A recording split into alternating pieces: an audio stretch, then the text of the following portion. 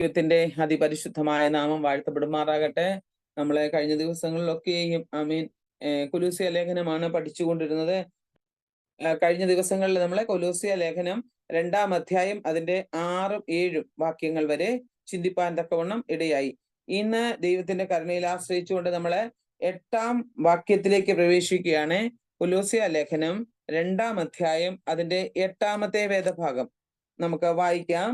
അതിൻ്റെ അകത്ത് ഇങ്ങനെ എഴുതിയിരിക്കുന്നു: തത്വജ്ഞാനവും വ്യർത്ഥമായ വഞ്ചനയും കൊണ്ട് ആര് നിങ്ങളെ കവർന്നു കളയാതിരിക്കുവാൻ സൂക്ഷിക്കുവിൻ. അത് മനുഷ്യരുടെ സമ്പ്രദായത്തിന് തക്കവണ്ണം ലോകത്തിന്റെ ആദ്യ പാഠങ്ങൾക്ക് തക്കവണ്ണമല്ലാതെ ക്രിസ്തുവിന് അനുസരണമായുള്ളതല്ല. Price the Lord. ഇവിടെ ദൈവത്തിന്റെ ആത്മാവ് പറയുകയാണ്, ആമേൻ, നമ്മൾ എന്ത് ചെയ്യണം? ഇവിടെ ജീവിതത്തിൽ അപ്പോസ്തലനായ പൗലോസ് പറയുക, നമ്മെ തെറ്റിക്കുവാൻ, ക്രിസ്തുവിന്റെ സ്നേഹത്തിൽ നമ്മെ അകറ്റിക്കളയുവാൻ അനേക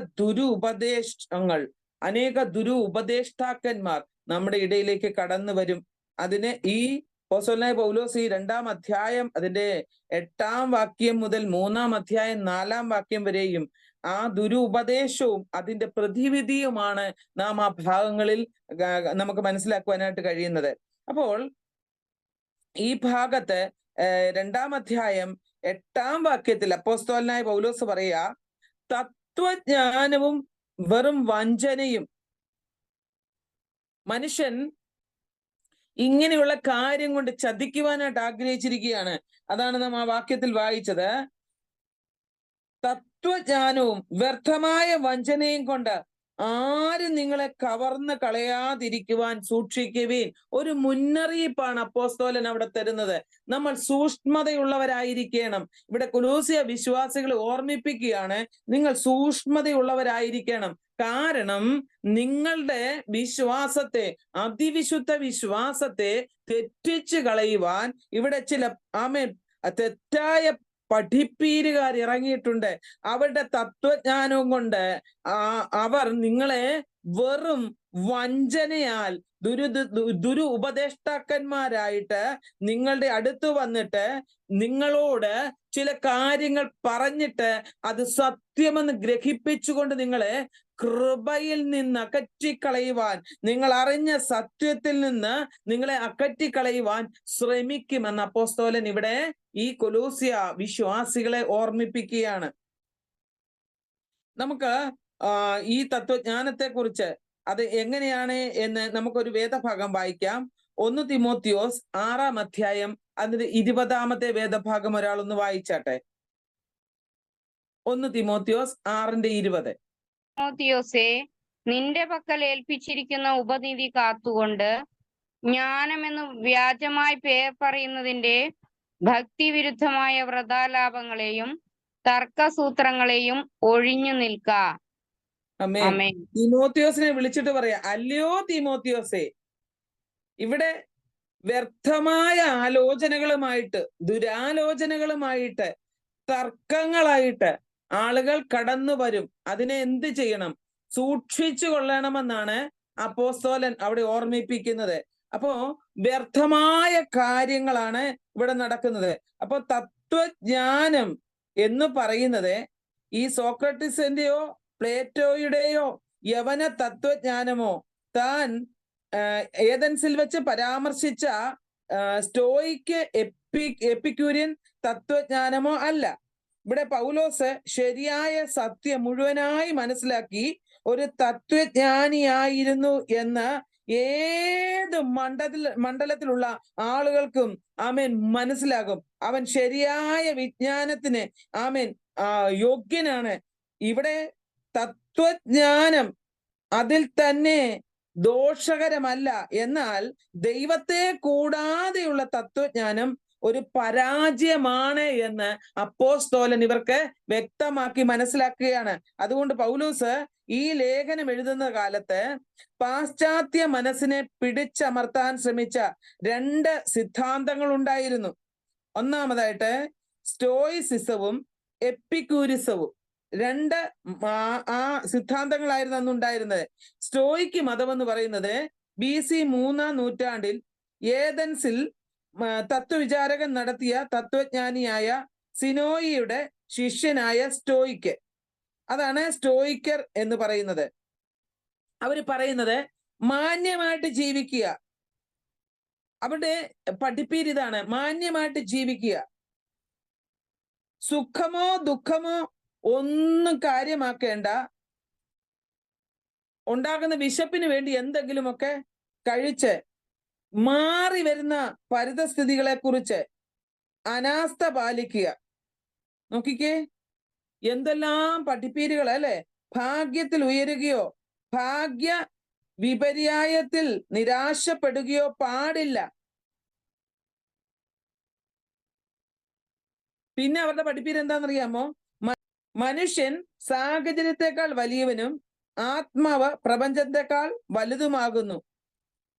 ഇങ്ങനെയൊക്കെയുള്ള പഠിപ്പീരുകളാണ് അവിടെ പഠിപ്പിച്ചിരിക്കുന്നത്. അവർ പറയുകയാണ്, നിങ്ങളെ കഷ്ടപ്പെടുവാൻ നാളെയും ജീവിച്ചിരിക്കുമെന്നതിനാൽ കഴിവുള്ളിടത്തോളം പ്രയാസങ്ങളെ ക്ഷമയോടെ സഹിക്കണം. ഇവരുടെ പഠിപ്പീര് ഇതാണ്. അപ്പൊ ഈ ലോകത്തിൽ സുഖദുഃഖ സമ്മിശ്രമായ ഒരു ജീവിതമാണ്. അതുമൂലം നമ്മുടെ ജീവിതം വ്യതിചലിച്ചു പോകരുത് എന്നാണ് ഇവരുടെ ജീവിത ലക്ഷ്യം എന്നാണ് അപ്പോസ്തലൻ ഇവിടെ ഈ സ്റ്റോയിക്ക് മതക്കാര് പഠിപ്പിക്കുന്നത്. എന്നാൽ എപ്പിക്യൂരുടെ പഠിപ്പീരിൽ വളരെ വ്യത്യാസം നമുക്ക് വീണ്ടും കാണുവാനായിട്ട് കഴിയും. അതും BC 3-ാം നൂറ്റാണ്ടിൽ തന്നെ ജീവിച്ചിരുന്ന എപ്പിക്യൂറസ് ആണ്. അതായത് BC 342 മുതൽ 270 വരെയുള്ള കാലഘട്ടത്തിൽ ആണ് എപ്പിക്യൂറസുകൾ ഉണ്ടായിരുന്നത്. അപ്പൊ ഇതിന്റെ ഉപജ്ഞാതാവാണ് ഈ എപ്പിക്യൂറസ് എന്ന് പറയുന്നത്. അദ്ദേഹം ഇങ്ങനെ ഒരു കാര്യം പറഞ്ഞു: എല്ലാം അസ്ഥിരമാണ്. നാം എവിടെ നിന്ന് വന്നു എന്നും എവിടേക്ക് പോകുന്നു എന്നും അറിയുന്നില്ല. നോക്കിക്കേ പഠിപ്പീരുകളെ. ഒരു ഹ്രസ്വ ജീവിതത്തിന് ശേഷം എന്നുവെച്ചാൽ ജീവിതം ഒരു അല്പമേ ഉള്ളൂ.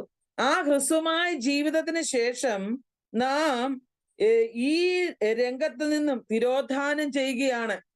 എന്ന് വെച്ചാൽ ഇവിടെ നിന്നും ഒരു കുറച്ചു കാല ജീവിതമേ ഉള്ളൂ. ഈ ജീവിതം കഴിഞ്ഞിട്ട് ഇവിടെ നിന്ന് നമ്മൾ മാറ്റപ്പെടുകയാണ് എന്നാണ് ഈ എപ്പിക്യൂറിസം ഉണ്ടാക്കിയ ആ പ്രസിദ്ധനായ എപ്പിക്യൂറസ് പറയുന്നത്. അതുകൊണ്ട് അവരുടെ ഭാവി ദോഷമായിരിക്കും എന്നതിനാൽ എന്താ അവർ ചെയ്യുവാൻ ആഗ്രഹിച്ചത്? തൽക്കാല സന്തോഷം അവർ നിഷേധിക്കുന്നത് ഭോക്ഷത്വമാണെന്ന് പഠിപ്പിച്ചു. അതുകൊണ്ട് എന്ത് ചെയ്ത? തിന്നുക, കുടിക്കുക, തിന്നുക, കുടിക്കുക, ആനന്ദിക്കുക. എന്തുകൊണ്ടെന്നാ നാളെ ചാകുമല്ലോ. ഇതാണ് അവര് പഠിപ്പിച്ചുകൊണ്ടിരുന്നത്. ഇവരുടെ ജീവിതത്തിന്റെ അന്ത്യലക്ഷ്യം എന്തായിരുന്നു?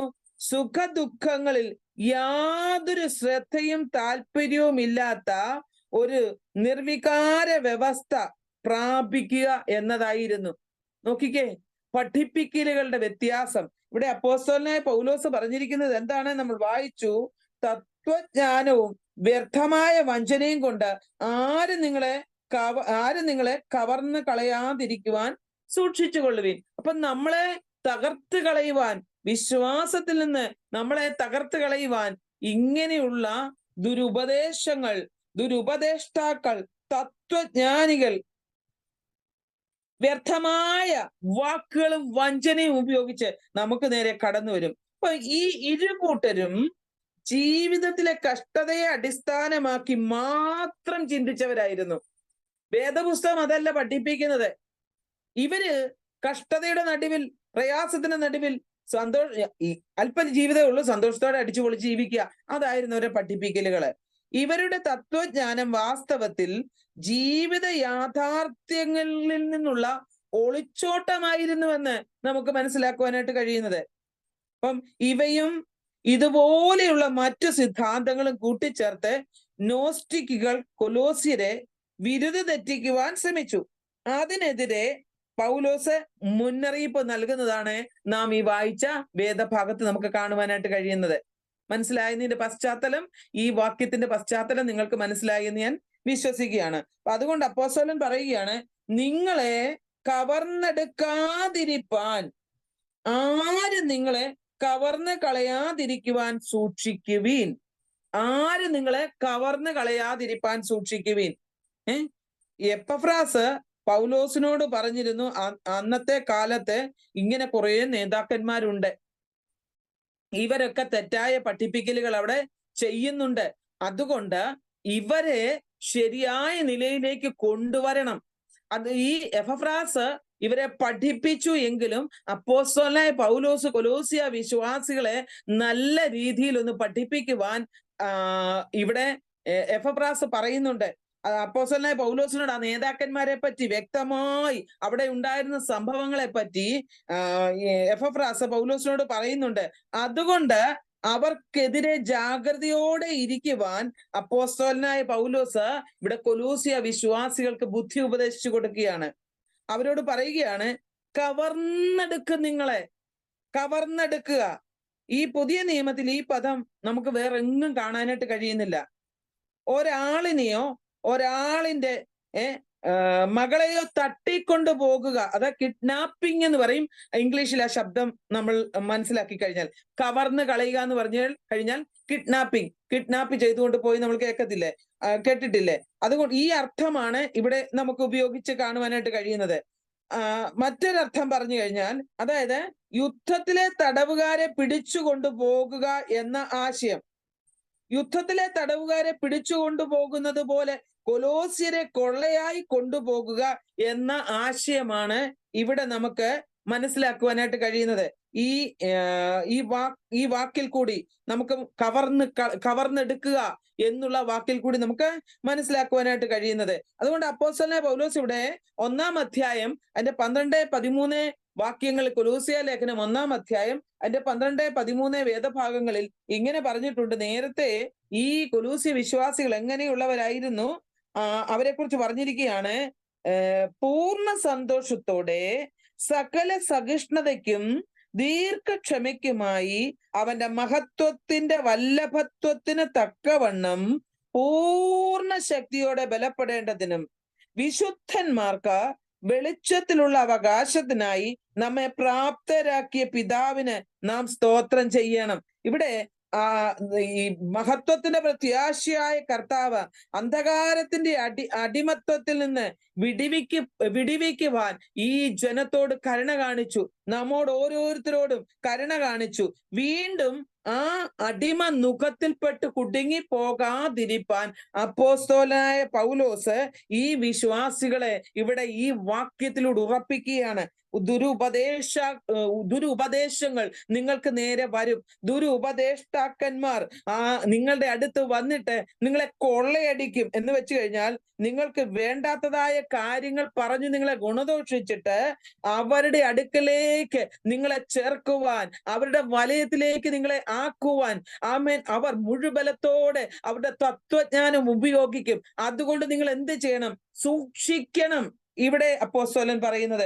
അതുകൊണ്ട് ആ വാക്യം വായിക്കുന്ന തത്വജ്ഞാനവും വ്യർത്ഥമായ വഞ്ചനയും കൊണ്ട് ആരും നിങ്ങളെ കവർന്ന് കളയാതിരിക്കുവാൻ സൂക്ഷിക്കുവീൻ. ഒരു മുന്നറിയിപ്പാ. നമ്മള് ചില വീടിന്റെ മുന്നിൽ ചെല്ലുമ്പോൾ എഴുതി വെച്ചിരിക്കുന്നതാണ്, പട്ടിയുണ്ട് സൂക്ഷിക്കുക, അല്ലെ? ആ പട്ടി കടിക്കുന്നതായിരിക്കാം. ആ മുന്നറിയിപ്പ് നമ്മൾ അവഗണിച്ചുകൊണ്ട് അവിടേക്ക് കടന്നു ചെന്നാൽ എന്താ സംഭവിക്കുന്നത്? പട്ടിയുടെ കടിയേക്കും. ഇതുപോലെ അപ്പോസ്തലൻ പറയുക, സൂക്ഷിക്കുക. ആരെ സൂക്ഷിക്കണം? ഈ തത്വജ്ഞാനം പറയുന്ന ഈ എപ്പിക്യൂര്യരെയും സ്റ്റോയിക്യരെയും നിങ്ങൾ എന്ത് ചെയ്യണം? സൂക്ഷിക്കണം. അല്ല എങ്കിൽ അവർ നിങ്ങളെ അവരുടെ വശത്താക്കും.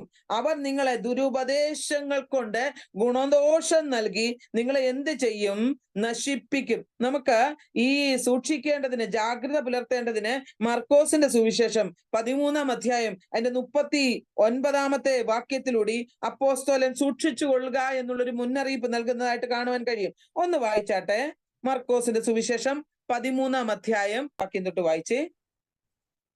കർത്താവ് ആളുകളെ ചുരുക്കിയിട്ടില്ല എങ്കിൽ ഒരു ജഡവും രക്ഷിക്കപ്പെടുകയില്ല. താൻ തിരഞ്ഞെടുത്ത വൃതന്മാർ നിമിത്തമോ അവൻ ആ നാളുകളെ ചുരുക്കിയിരിക്കുന്നു. അന്ന് ആരെങ്കിലും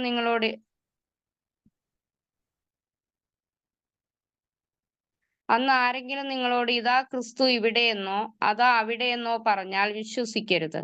കള്ളക്രിസ്തുക്കളും കള്ളപ്രവാചകന്മാരും എഴുന്നേറ്റ് കഴിയുമെങ്കിൽ വൃതന്മാരെയും തെറ്റിപ്പാനായി അടയാളങ്ങളും അത്ഭുതങ്ങളും കാണിക്കും. നിങ്ങളോ സൂക്ഷിച്ചുകൊള്ളുവിൻ. നിങ്ങളോ സൂക്ഷിച്ചുകൊള്ളുവിൻ. ഭയങ്കരമായിട്ടൊരു മുന്നറിയിപ്പാണ് അപ്പോസ്തലൻ ഇവിടെ നൽകിയിരിക്കുന്നത്. അപ്പോസ്തലനായ പൗലോസ് പറയുന്ന വാചകം നമ്മൾ വളരെ ശ്രദ്ധയോടെ ചിന്തിക്കണം. ആമേൻ. നിങ്ങളോ സൂക്ഷിച്ചു കൊള്ളണം. കാരണം കള്ളക്രിസ്തുക്കൾ, ഇത് അന്ത്യകാലമാണ് അല്ലെ? അന്ത്യകാലമാകിയാൽ കള്ളക്രിസ്തുക്കളും കള്ള പ്രവാചകന്മാരും എഴുന്നേറ്റിട്ട് എന്ത് ചെയ്യും? കഴിയുമെങ്കിൽ വൃതന്മാരെയും എന്ന് വെച്ചാൽ തിരഞ്ഞെടുക്കപ്പെട്ട വിശുദ്ധരായിരിക്കുന്ന നമ്മെയും തെറ്റിക്കുവാൻ അവൻ മുഴുവലത്തോടെ ആയിരിക്കുക. ഇത് അന്ത്യകാലമാണ്.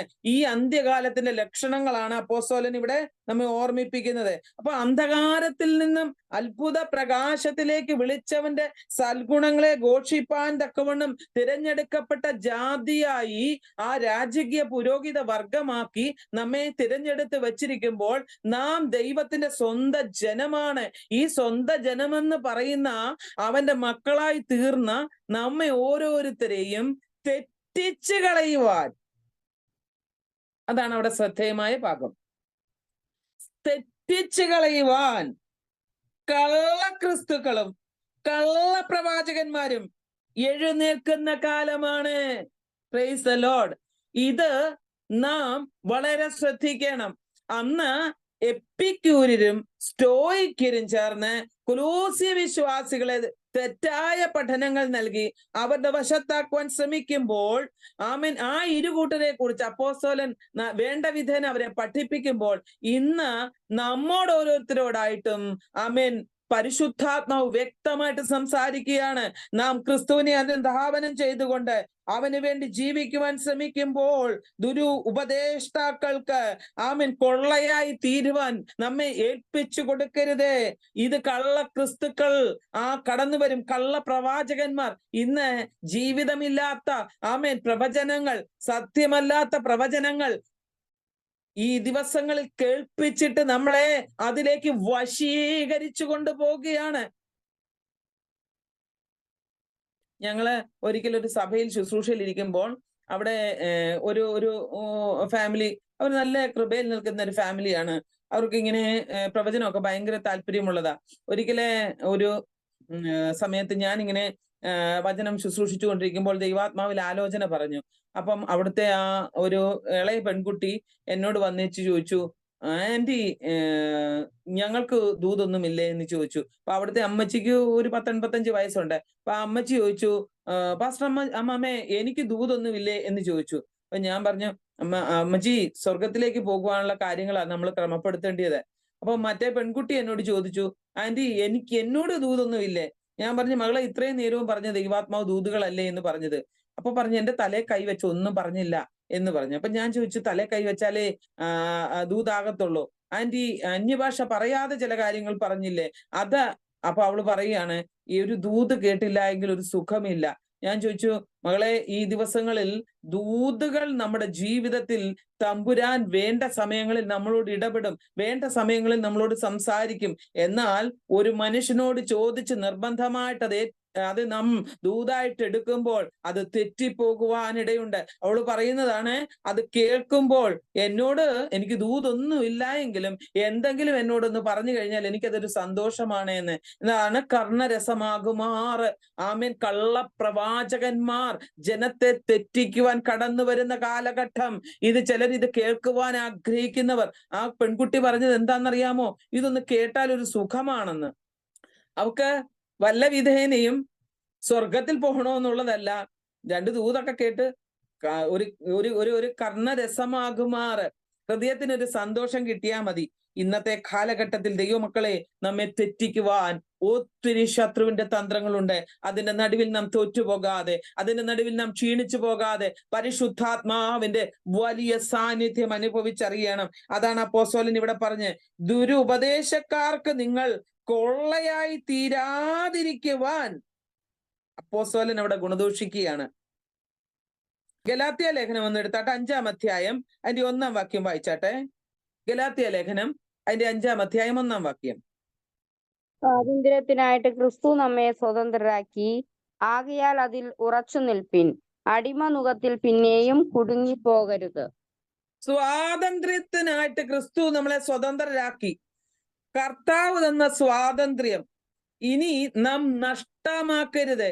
ദുരുപദേശങ്ങൾ കടന്നു വരുമ്പോൾ അതിന് നമ്മെ വിട്ടുകൊടുക്കാതെ, ഉപദേഷ്ടാക്കൾ നമ്മെ കൊള്ളയടിക്കാതെ, അവരുടെ കയ്യിലേക്ക് നമ്മുടെ ജീവിതം വിട്ടുകൊടുക്കാതെ ക്രിസ്തുവിന്റെ വചനത്തിൽ അടിയുറയ്ക്കണം. ഇതാണ് അപ്പോസ്തലൻ ഇവിടെ ആഗ്രഹിക്കുന്നത്. Price the Lord. ജീവിതത്തെ തെറ്റിക്കുവാൻ, താളം തെറ്റിക്കുവാൻ, ദൈവഹിതമല്ലാത്ത പദ്ധതികളിലേക്ക് കൊണ്ടുപോകുവാൻ, അടിസ്ഥാനപരമല്ലാത്ത കാര്യങ്ങൾ ആമേൻ നമ്മെ പഠിപ്പിച്ചിട്ട് ലോകത്തിന്റെ ആദ്യ പാഠങ്ങൾ, ഉപദേശത്തിന്റെ ആദ്യ പാഠങ്ങൾ, ആമേൻ കർമാനുഷ്ഠാനങ്ങൾ, ആമേൻ ഇവയെല്ലാം ആമേൻ നാം ചെയ്തു വന്നവരാണ്, ഇതൊക്കെ തിരിച്ചറിഞ്ഞവരാണ്. എന്നാൽ ഇതിന്റെ മധ്യത്തിൽ ഈ തിരിച്ചറിവ് നഷ്ടപ്പെടുത്തിയിട്ട് നമ്മെ നശിപ്പിക്കുവാൻ ദുഷ്ടനായവൻ നമുക്കെതിരെ കടന്നു വരുമ്പോൾ, അന്ധകാരത്തിൽ നിന്നും വിളിക്കപ്പെട്ടവരാണ്. ഇനി ദുഷ്ടൻ എന്നിൽ നിന്നും എന്റെ ജീവിതത്തെ, എന്റെ ആത്മീയ സന്തോഷത്തെ കവർന്ന് കളയാതിരിപ്പാൻ ഞാൻ എന്നെ തന്നെ സൂക്ഷിക്കണം. അതാണ് അപ്പോസ്തലൻ പറഞ്ഞത്, നിങ്ങളെ കവർന്ന് കളയാതിരിപ്പാൻ നിങ്ങൾ സൂക്ഷിക്കണം എന്നുള്ളത്. അപ്പം ഈ പദത്തിന്റെ അർത്ഥം സംബന്ധിച്ച് പല വ്യാഖ്യാനങ്ങളുണ്ട്. നോസ്റ്റിക് മതക്കാര് അതിന്റെ വക്താക്കളായിരിക്കുമ്പോൾ അവർ പല കാര്യങ്ങൾ പറയുന്നത് ഇങ്ങനെയാണ്. കർമാചാരങ്ങൾ കൊണ്ട് അവർക്ക് രക്ഷപ്പെടാം, അങ്ങനെയുള്ള ആശയമാണ് അവർ പ്രചരിപ്പിച്ചുകൊണ്ടിരുന്നത്. കർമാചാരങ്ങളാൽ രക്ഷ എന്ന ആശയം അവർ പ്രചരിപ്പിച്ചു. മാത്രമല്ല, ദിവസങ്ങളെയും മാസങ്ങളെയും അവർ ആചരിച്ചു. ആകാശഗോളത്തിന്റെ ഗതി അവർ കണ്ടു. രാഹു നോക്കുകയും രാശി നോക്കുകയും ഒക്കെ ചെയ്തു. മാനുഷിക മതങ്ങളുടെ കൂട്ടുകളിൽ അവർ ജീവിതം ചെലവഴിച്ചു. നോസ്റ്റിക് മതത്തിന്റെ പ്രധാന പ്രമേയം പ്രപഞ്ചത്തിന്റെ ആ കാര്യങ്ങൾ അവരുടെ ജീവിതത്തിൽ പൂർണ്ണമാക്കുക, അഥവാ ദൂതന്മാരെയും അവർ ആരാധിക്കുന്നവരായിരുന്നു. അവർ ആകാശ മണ്ഡലത്തിലുള്ള നക്ഷത്രങ്ങളെ ആരാധിക്കുന്നവരായിരുന്നു. അങ്ങനെയുള്ള പല കാര്യങ്ങൾ അവരുടെ ജീവിതത്തിൽ അവർ ഉൾപ്പെടുത്തി. ഈ കൊലോസ്യ ലേഖനം 2-ാം അധ്യായം അതിന്റെ 18-ാമത്തെ വാക്യം വായിക്കുമ്പോൾ എഴുതി വച്ചിരിക്കുന്നത് ഇങ്ങനെയാണ്: കപട വിനയത്തിലും ദൂതന്മാരെ ആരാധിക്കുന്നതിലും രസിക്കുകയും സ്വന്തം ദർശനങ്ങളിൽ ആശ്രയിക്കുകയും തന്റെ ജഡമനസ്സിനാൽ വ്യർത്ഥമായി അഹങ്കരിക്കുകയും ചെയ്യുന്നവനാരും നിങ്ങളെ സമ്മാനത്തിന് അയോഗ്യരാക്കരുതേ. ഹല്ലേലൂയ. ഇവിടെ കണ്ടോ, ആമേൻ, ദൂതന്മാരെ ആരാധിക്കുന്നതിൽ അവർ മുൻപന്തിയിലായിരുന്നു. ദൈവമക്കളെ, യേശു ക്രിസ്തുവിനെ ആരാധിക്കുക, യേശു ക്രിസ്തുവിനെ രക്ഷകനും കർത്താവുമായിട്ട് ജീവിച്ച് ആമേൻ ഹൃദയത്തിൽ സ്വീകരിച്ചിരിക്കുന്ന ദൈവമക്കളായിരിക്കുന്ന നമ്മൾ ആമേൻ ഈ ലോകത്തിന്റെ ആദ്യ പാഠങ്ങളെ പഠിച്ച് ലോകത്തിന് അനുബന്ധപ്പെട്ട് ജീവിച്ചിരുന്ന നമ്മളെ ഈ പാപാന്ധകാരത്തിൽ നിന്ന് വിളിച്ചു പുറത്തു കൊണ്ടുവന്ന് ആ സ്നേഹസ്വരൂപനായ പുത്രന്റെ രാജ്യത്തിലാക്കിയെങ്കിൽ നമ്മൾ ഈ ദിവസങ്ങളിൽ വിശുദ്ധരും നിഷ്കളങ്കരും ദൈവത്തിന് പ്രസാദമുള്ള മക്കളുമായി തീരേണ്ട സ്ഥാനത്ത് ഈ വേണ്ടാത്ത പഠിപ്പിക്കലുകൾ നമ്മെ തെറ്റിച്ച് അലക്ഷ്യതയിൽ എത്തിക്കുവാൻ ശ്രമിക്കുമ്പോൾ ദൈവാത്മാവ് പറയുകയാണ്, ഈ ദിവസങ്ങൾ ഹല്ലേലൂയ അപ്പോസ്തലനോട് പറയുക, നിങ്ങൾ ശ്രദ്ധിച്ചു കൊള്ളണം, ദിവസങ്ങളെ നിങ്ങൾ സൂക്ഷിച്ചു കൊള്ളണം. കാരണം ഇത് അന്ത്യകാലഘട്ടമാണ് നമ്മെ തെറ്റിക്കുവാൻ. ഹല്ലേലൂയ. മുമ്പ് നാം ജഡത്തിലായിരുന്നു, ലോകത്തിന്റെ ആദ്യ പാഠങ്ങൾക്ക് കീഴിലായിരുന്നു. ആ ശക്തി ആമേൻ നമ്മളെ ഭരിച്ചിരുന്നു. എന്നാൽ ഇപ്പോൾ നാം ആരാണ്? അവരിലും ബലവാനായ ക്രിസ്തുവിൽ വിശ്വസിച്ച് ആമേൻ ലോകത്തെ ജയിച്ച കർത്താവിനെ ആരാധിക്കുവാൻ അവന്റെ വിശ്വാസത്തിൽ കടന്നു വന്ന നാം ഓരോരുത്തരും ക്രിസ്തുവിന്റെ വചനത്തിന് ഒത്തവണ്ണം ജീവിക്കുന്നവരായി തീരുവാൻ ഈ ദിവസങ്ങൾ ഏൽപ്പിച്ചു കൊടുക്കണം. അപ്പം തത്വജ്ഞാന പദ്ധതി ക്രിസ്തുവിൽ ദൈവം വെളിപ്പെടുത്തിയിരിക്കുന്ന സത്യങ്ങൾക്ക് അനുയോജ്യമോ ക്രിസ്തുവിന്റെ വ്യക്തിത്വത്തിന് ചേരുന്നതോ അല്ല എന്ന് അപ്പോസ്തലൻ ഇവിടെ വ്യക്തമായി നമ്മളെ പഠിപ്പിക്കുമ്പോൾ ഈ കാര്യം നാം തീർച്ചയായിട്ടും മനസ്സിലാക്കണം. അപ്പോൾ മാനുഷിക ജ്ഞാനത്തിന്റെയും എല്ലാ തത്വജ്ഞാനത്തിന്റെയും അളവുകോൽ ആരാണ്? ക്രിസ്തുവാണ്. ക്രിസ്തുവിനെ കൂടാതെയുള്ള ഒരു ജ്ഞാനമല്ല. സദൃശവാക്യക്കാരൻ പറഞ്ഞു യഹോവ ഭക്തി ജ്ഞാനത്തിന്റെ ആരംഭം. ക്രിസ്തുവിൽ കൂടി നമുക്ക് ലഭിക്കുന്ന ജ്ഞാനമാണ് ജ്ഞാനം എന്ന് പറയുന്നത്. അപ്പൊ ക്രിസ്തുവിനെ നാം എന്ത് ചെയ്യണം? തത്വജ്ഞാനത്തിൽ നിന്നുകൊണ്ട് അളക്കുകയല്ല. ആമേൻ. ഇന്നും അങ്ങനെ ചെയ്യുന്നവരുണ്ട് കേട്ടോ. സകലത്തിന്റെയും സൃഷ്ടാവും സംരക്ഷകനും ആമേൻ ക്രിസ്തു ആകയാൽ സകല ജ്ഞാനത്തിന്റെയും മാനദണ്ഡം നമ്മുടെ കർത്താവാണ്. ഈ കർത്താവിൽ നാം ആശ്രയിക്കണം. ആമേൻ. പൗലോസിനെ സംബന്ധിച്ചിടത്തോളം ശരിയായ തത്വജ്ഞാനം ക്രിസ്തുവിന് ഒത്തവണ്ണമുള്ളതായിരിക്കണമെന്നാണ് താൻ പഠിപ്പിക്കുന്നത്. അവൻ ആൽഫയും ഒമേഗയുമാണ്. ഹല്ലേലൂയ. അപ്പോസ്തലനായ പൗലോസ് പറയുക, അത് ക്രിസ്തുവിനെ ഒഴികെ ഒന്നും നമുക്ക് ആമേൻ അറിയുവാൻ ഇട വന്നില്ല എങ്കിലും ക്രിസ്തു മാത്രം മതി നമുക്ക്.